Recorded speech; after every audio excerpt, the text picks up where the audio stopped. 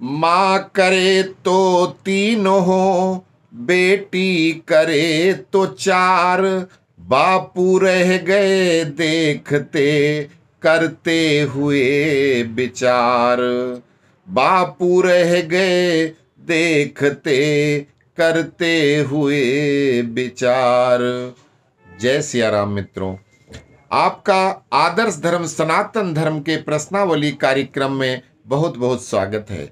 आज का प्रश्न है हमारे एक दर्शक मित्र श्रीमती दीपा झा चौधरी का, मोतिहारी बिहार से।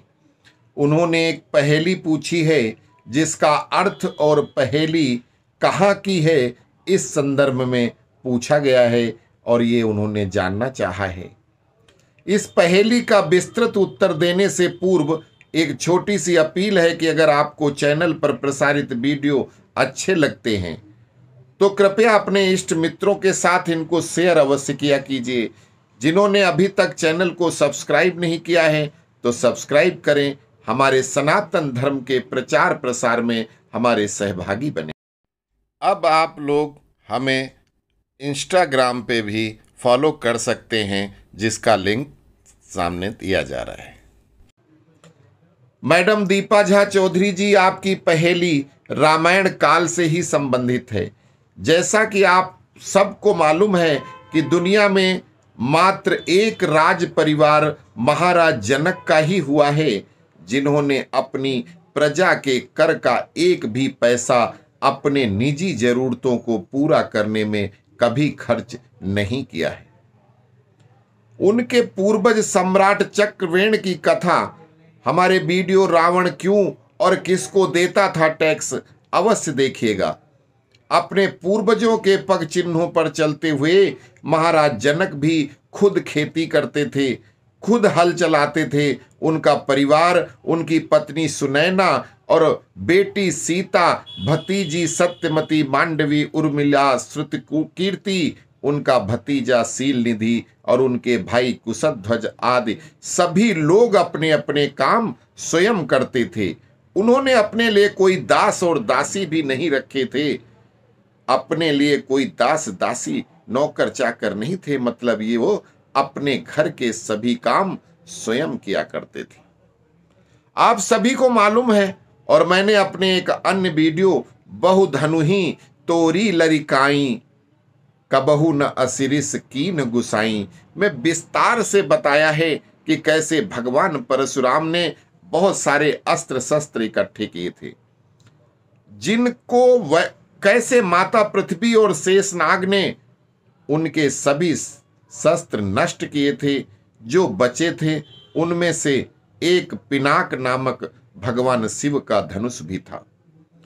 भगवान परशुराम ने वो धनुष महाराज जनक के यहाँ एक कमरे में धरोहर के रूप में रखा था और उनसे बोला था कि राजन, ये धनुष स्वयं भगवान शिव का दिया हुआ उनका अनुपम धनुष है, अतः इस धनुष की रोजाना पूजा भगवान शिव की तरह ही की जानी चाहिए। अब चूंकि मैंने सारी पृथ्वी दान कर दी है, अतः मैं पृथ्वी पर रह नहीं सकता। ये धनुष आपके पास रखा रहेगा। मुझे जब भी भविष्य में इसकी जरूरत पड़ेगी तो मैं आपसे ले लूंगा। महाराज जनक ने अपने महल के एक कमरे में वो धनुष एक कोने में रखवा दिया था। वो धनुष इतना भारी था कि बहुत सारे लोग मिलकर भी उसको जल्दी उठा नहीं पाते थे। उस कमरे को साफ सफाई की ड्यूटी महारानी सुनैना की थी। कभी कभार राजकुमारी सीता भी सफाई करती थी। ये पहेली इसी प्रसंग पर बनाई गई है। अब आते हैं पहेली के शब्दार्थ पर। मां करे तो तीन, यहां पर कोना शब्द छिपा दिया गया है। मां करे तो तीन अर्थात यहां पर तीन कोनों में सफाई करती थी। जब माता सुनैना करती थी, उस कमरे की सफाई करती थी तो सिर्फ तीन कोनों की सफाई कर पाती थी। चौथे कोने में वो भगवान शिव का धनुष रखा था, तो वहां से वो कोई कूड़ा मिट्टी झाड़ू से निकाल नहीं पाती थी, क्योंकि वहां झाड़ू शिव धनुष को लगाया नहीं जा सकता था। तो वहां से दूर दूर से वो सफाई कर लेती थी, इसलिए वो सिर्फ 3 कोनों की सफाई कर पाती थी। किंतु माता सीता तो साक्षात जगत जननी थी, इसलिए जिस दिन वो झाड़ू लगाती थी, साफ सफाई करती थी, तो धनुष को एक हाथ से उठा करके और नीचे से झाड़ू लगा करके साफ कर देती थी और फिर धनुष अपनी जगह पे रख देती थी। तो अर्थात चारों कोनों की सफाई कर देती थी। तो आपकी पहली लाइन बनती है, मां करे तो 3 और बेटी करे तो 4। अब इसके आगे